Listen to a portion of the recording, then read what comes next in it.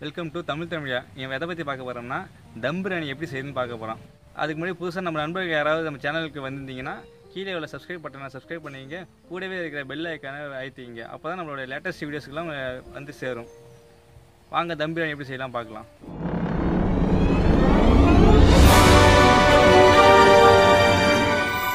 தம் பிரியாணி செய்ய போகிறோம். அதனால லெக் பீஸ் வாங்கிட்டு வந்திருக்கோம். 1 கிலோ லெக் பீஸ் சிக்கன், பெரிய வெங்காயம் 4 வெங்காயம் வெட்டி வச்சுருக்கோம், தக்காளி 4 தக்காளி கட் பண்ணி வச்சுருக்கோம், 1 லெமனை கட் பண்ணி வச்சுருக்கோம், புதினாவும் கொத்தமல்லியும் சின்ன சின்னதாக பொடி பொடியாக கட் பண்ணி வச்சுருக்கோம். பிரியாணி இலை, அன்னாச்சிப்பூ, ரோஜாப்பூ இதழ்கள், பட்டை, இது சோம்பு, 4 கிராம்பு, ஏலக்காய் 4, கசகசா, லவங்கப்பட்டை, இஞ்சி பூண்டு விழுது பேஸ்ட்டை அரைச்சிட்டோம், மிளகாய்த்தூள், மஞ்சள் தூள், பிரியாணி மசாலா, நெய் 2 ஸ்பூன், 150 ml தயிர், பச்சை மிளகா 5, உப்பு தேவையான அளவு. பிரியாணி பாத்திரத்தை அடுப்பில் வச்சுக்கலாம்.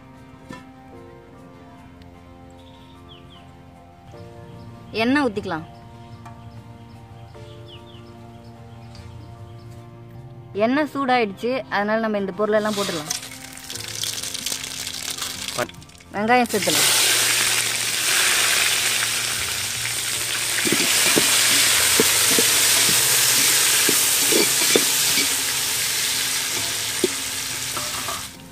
வெங்காயம் வந்து பொன்னிறமாக ஆயிடுச்சு. இப்போ தக்காளி சேர்த்துக்க போகிறோம்.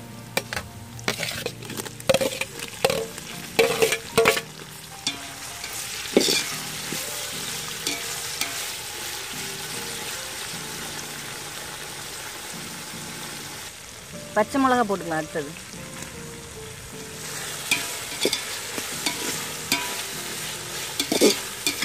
இஞ்சி பூண்டு விழுது சேர்த்துக்கலாம்.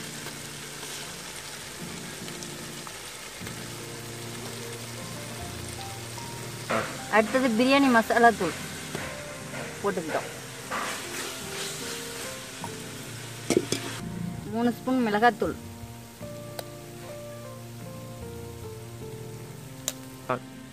1 ஸ்பூன் மஞ்சள் தூள். அடுத்து தயிர் சேர்த்துக்க போகிறோம்.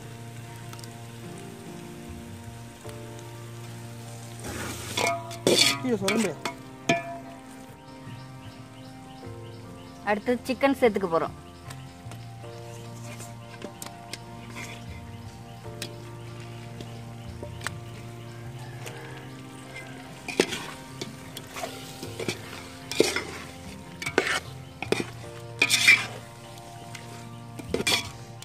மசாலாலாம் இதில் ஊறுறதுக்காக கிளறிட்டே இருக்கும்.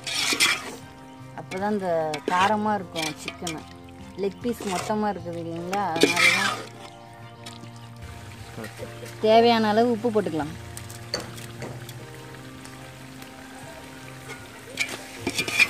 உப்பு வதக்கக்குள்ளே போட்டால் தான் கறியில் உள்ளே இழுத்துக்கும், இல்லைன்னா கறி வந்து டேஸ்ட் கிடைக்காது. நல்லா சாஃப்டாக இருக்கும், சாப்பிட்றதுக்கும் ருசியாக இருக்கும். மசாலா தூள்லாம் உள்ளே இறங்கிடும் கிளறுக்குள்ளே போட்டோம். லெமனை புழிஞ்சிக்கலாம். இப்போது 1 லெமனை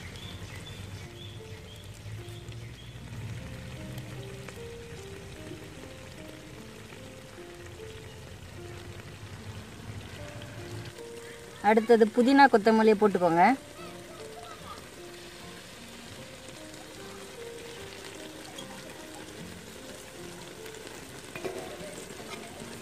போட்டு கிளறணும். இப்போ மசாலாலாம் நல்லா கறியில் ஏறிடுச்சு. இப்போ வந்து தண்ணி ஊற்ற போகிறோம். இப்போ இந்த கிண்ணியால் 2 கிண்ணி அரிசி எடுத்துக்கிட்டோம். நாங்கள் 2 கிண்ணி அரிசினால 4 கிண்ணி தண்ணி ஊற்ற போகிறோம். நீங்கள் எந்த மெஷர்மெண்ட்டு டம்ளர் அளவு எடுத்துக்கிட்டாலும் 1க்கு 2 ஊற்றிக்க வேண்டியதான். தண்ணி கொதிக்க ஆரம்பிச்சதும் நம்ம அரிசியை போட்டுக்கலாம்.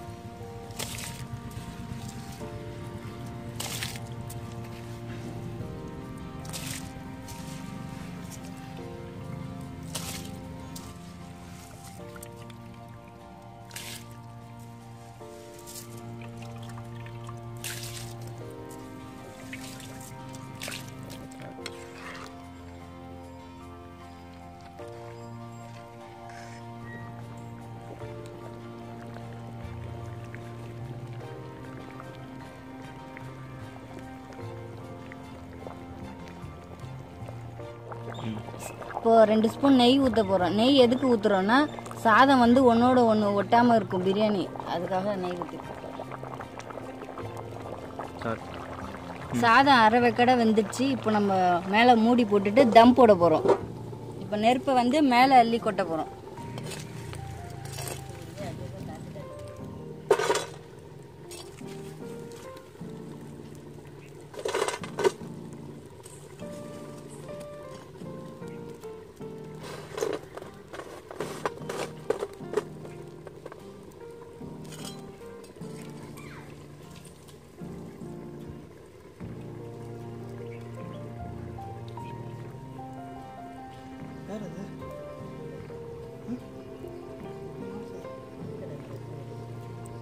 இருபது நிமிஷம் ஆயிடுச்சு. இப்போ நம்ம ஓப்பன் பண்ணி பார்க்கலாம் எப்படி இருக்குதுன்னு.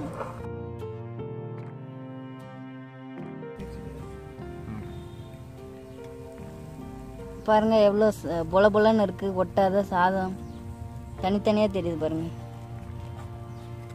லெக் பீஸ் பாருங்க எப்படி வெந்திருக்குன்னு. நல்லா பிரியாணி வெந்துடுச்சு பாருங்க. இப்போ வேற பிளேட்டில் நம்ம எடுத்துக்கலாம்.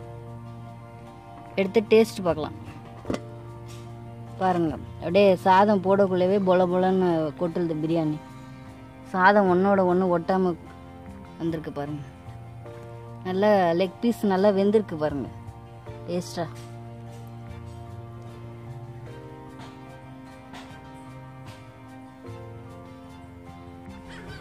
தம் பிரியாணி செஞ்சாச்சு. நம்ம சாப்பிட்டு பார்த்து எப்படி இருக்குன்னு பார்க்கலாம்.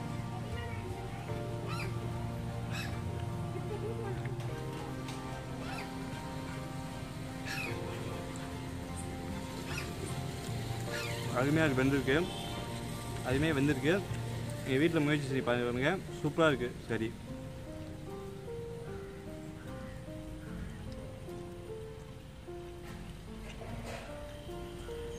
அதுவுமே வந்திருக்கு. சாப்பிட்டு பாருங்கள், செம்ம டேஸ்ட்டாக இருக்குது.